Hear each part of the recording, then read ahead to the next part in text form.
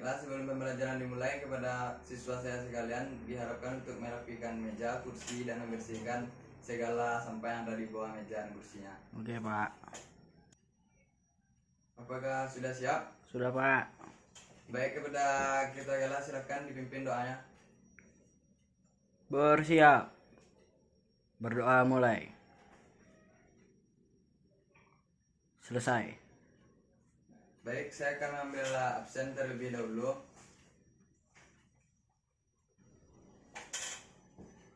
Saudara Muhammad Ali Nurza, Hadir, Pak. William Harrison, Hadir, Pak. Alfred Valeri, Hadir, Pak. Noval Gaga. Hadir, Pak. Saya rasa hadir semua ya. Iya, Pak. Baiklah, saya akan mereview kembali materi minggu lalu. Sebelumnya, apakah ada dari Anda sekalian yang tahu apa itu materi minggu lalu? Ada, Pak. Saya, Pak. Silakan kepada Alif. Tentang pengertian sistem pembayaran, Pak. Ya. Sistem pembayaran adalah sistem yang berkaitan dengan pemindahan sejumlah nilai uang dari satu pihak ke pihak yang lain, Pak.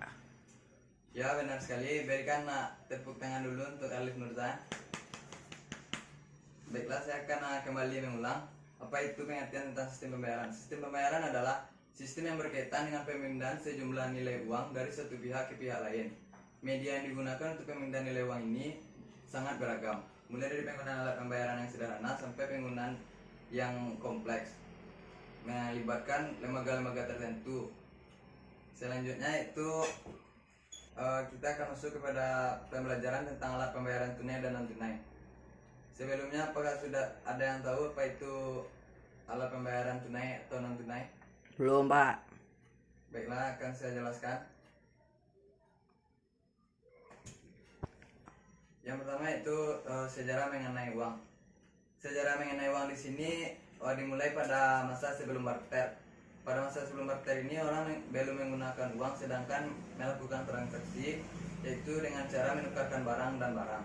Selanjutnya masuk pada masa barter. Pada masa barter ini jumlah orang meningkat dan bertambah, maka muncul pertukaran barang karena orang belum mengenal apa itu cara untuk memproduksi barang.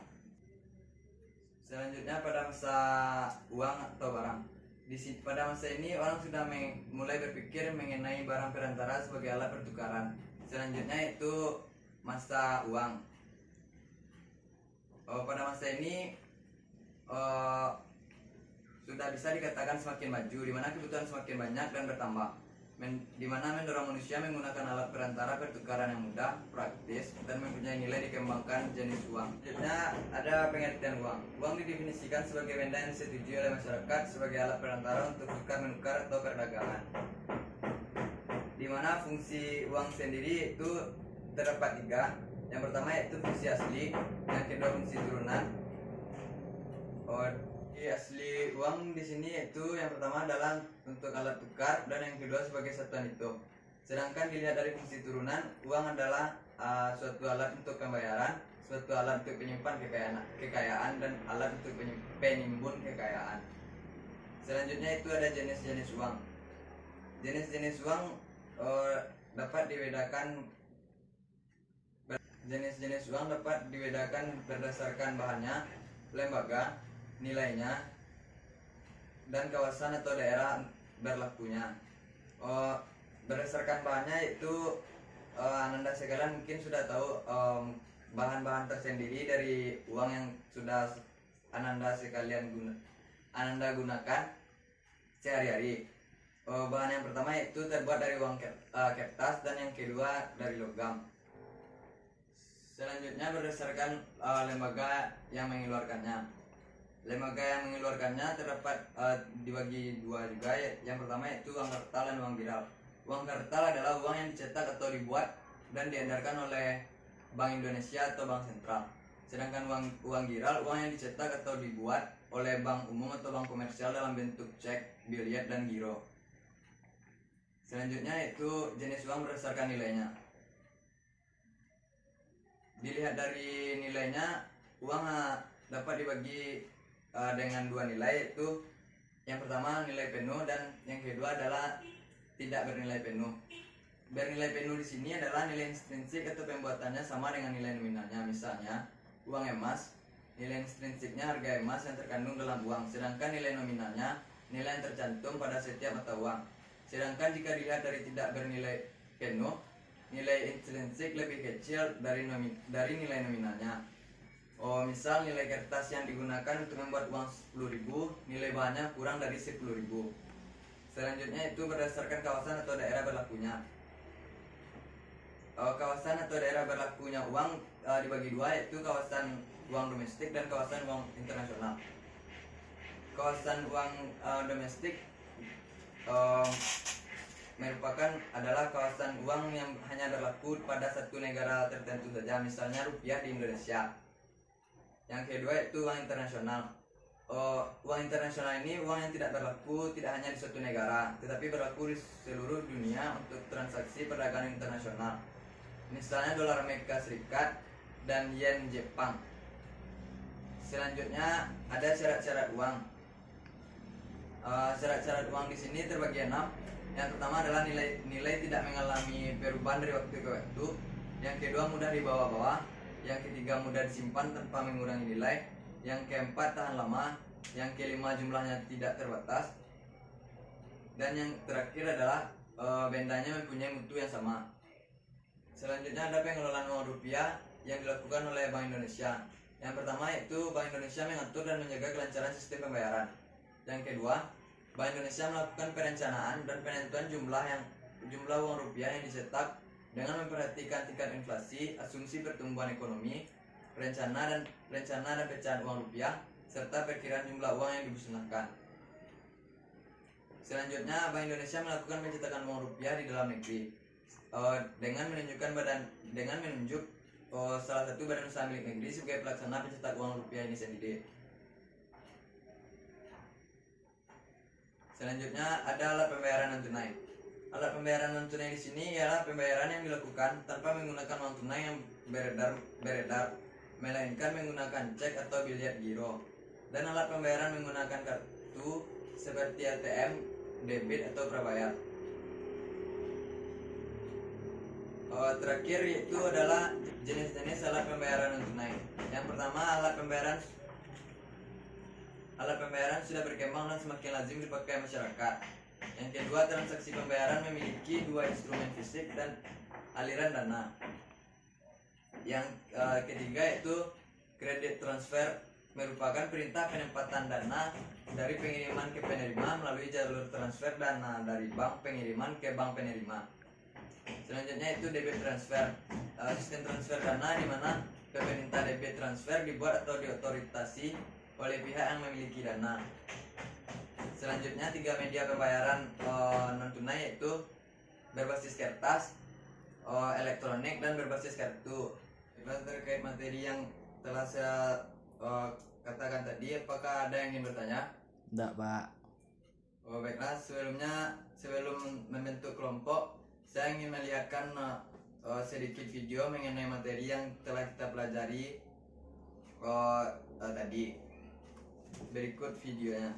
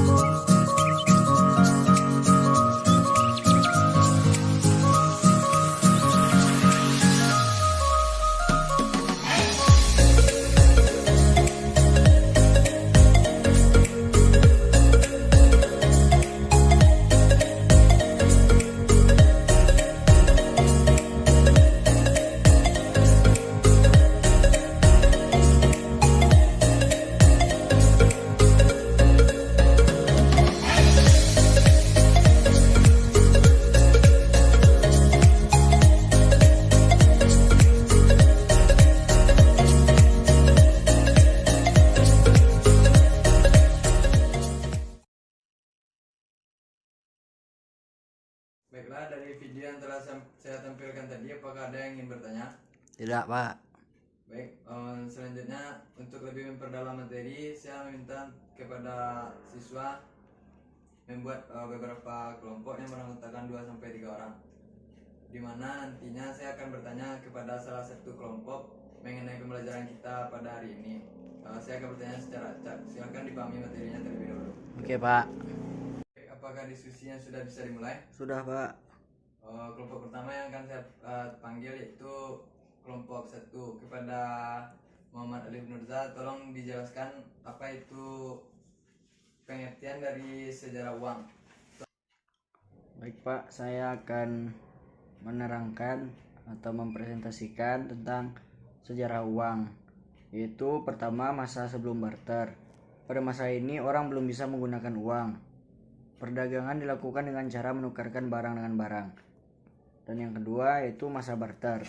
Pada masa ini jumlah orang meningkat dan bertambah, maka muncul pertukaran barang karena orang belum mengenal produksi barang. Nah, kesulitan pada masa barter ini yaitu untuk kebutuhan mendesak barang sulit ditemukan, sulit menemukan perbandingan barang yang ditukarkan, dan juga sulit menemukan kebutuhan yang bermacam-macam. Yang ketiga, masa uang barang. Orang sudah mulai berpikir mengenai barang perantara sebagai alat pertukaran. Nah, syaratnya barang bisa diterima dan dibutuhkan semua orang. Barang dapat ditukarkan kepada siapa saja, bernilai tinggi dan tahan lama. Nah, kesulitan pada masa ini adalah sukar disimpan, sulit dibawa kemana-mana, suka dibagi menjadi bagian yang lebih kecil, tidak tahan lama, dan nilainya tidak tetap.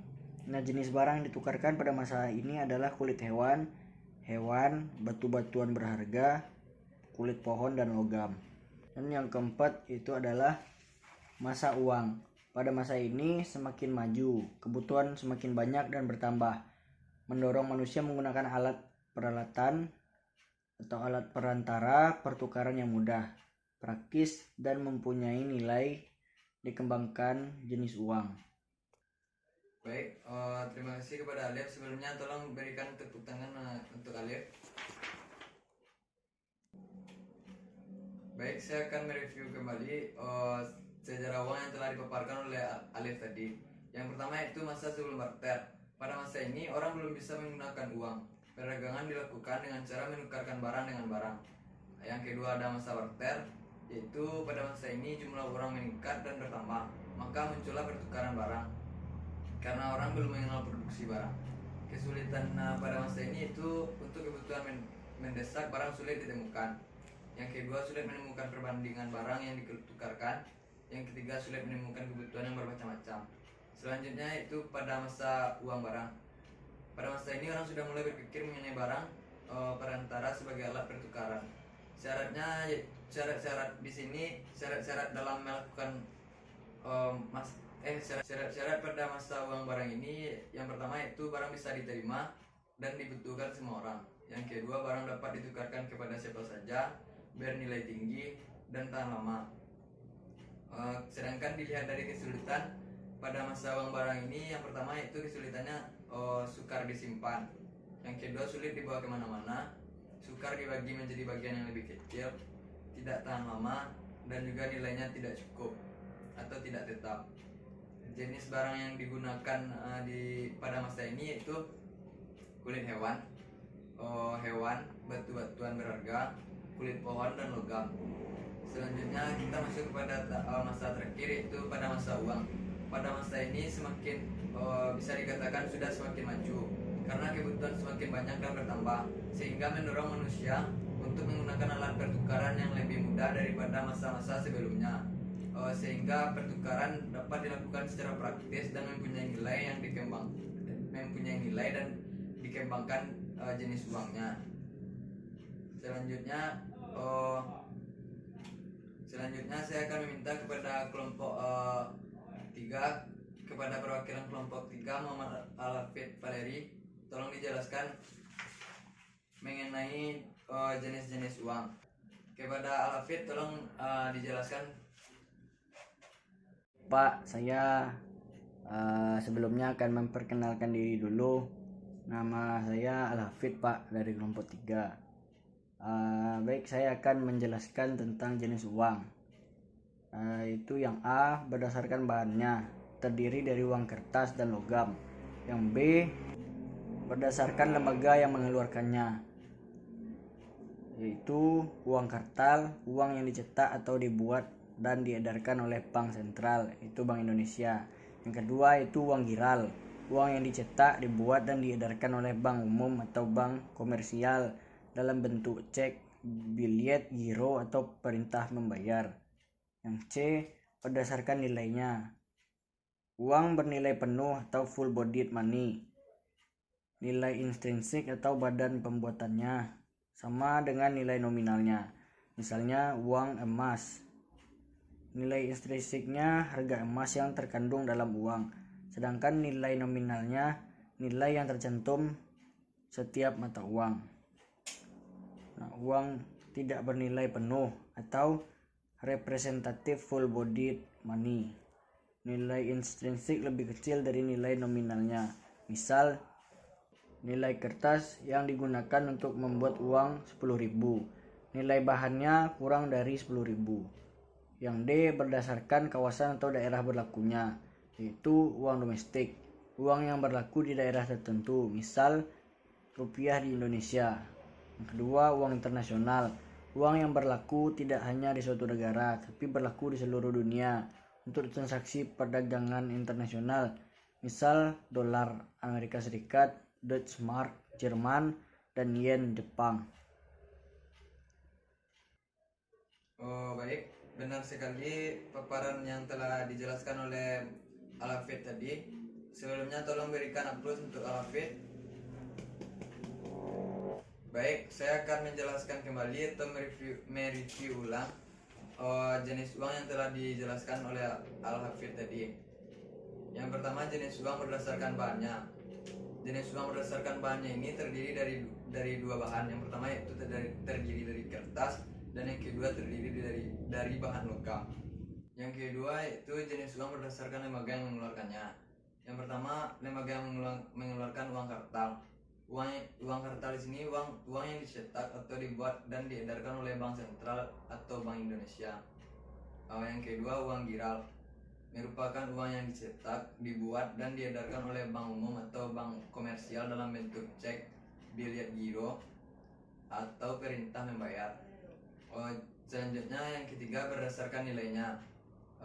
Nilai uang yang pertama yaitu bernilai penuh, di mana nilai intrinsik atau bahan pembuatannya sama dengan nilai nominalnya.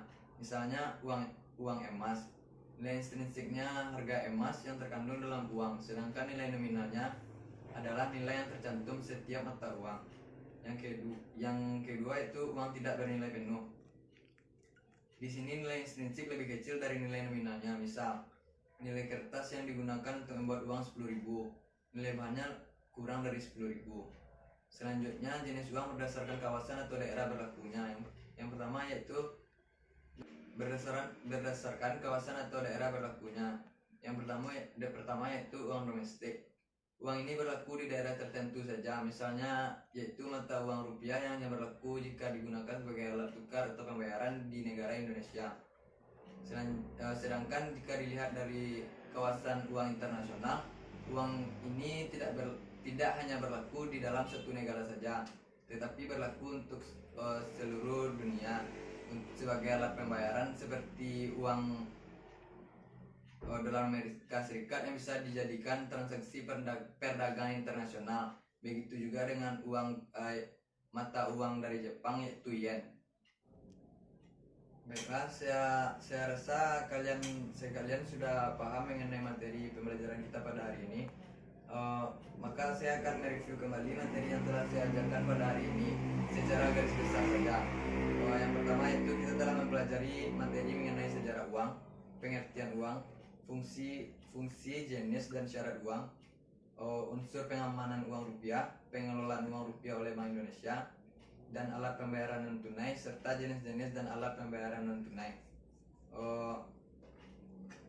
Saya rasa pembelajaran hari ini cukup sekian sampai di sana. Sebelum pulang, saya akan memberikan tugas terlebih dahulu untuk dikerjakan di rumah. Oke Pak. Silakan buka buku modul yang telah yang dipelajari halaman 99. Silakan saudara menjawab soal yang ada di halaman 99. Oke, Pak. Saya rasa sekian materi kita pada hari ini. Saya ucapkan assalamualaikum warahmatullahi wabarakatuh. Waalaikumsalam warahmatullahi wabarakatuh.